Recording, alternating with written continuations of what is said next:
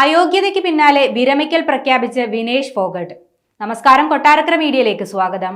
Indian വനിതാ ഗുസ്തി താരം വിനേഷ് ഫോഗട്ട് വിരമിക്കൽ പ്രഖ്യാപിച്ചു. പാരീസ് ഒളിമ്പിക്സിലെ അയോഗ്യതയ്ക്ക് പിന്നാലെയാണ് വിനേഷിന്റെ വിരമിക്കൽ പ്രഖ്യാപനം. റെസ്ലിംഗിനോട് വിട പറയുന്നുവെന്ന് എക്സിൽ പങ്കുവച്ച കുറിപ്പിലാണ് വിനേഷ് വ്യക്തമാക്കിയത്.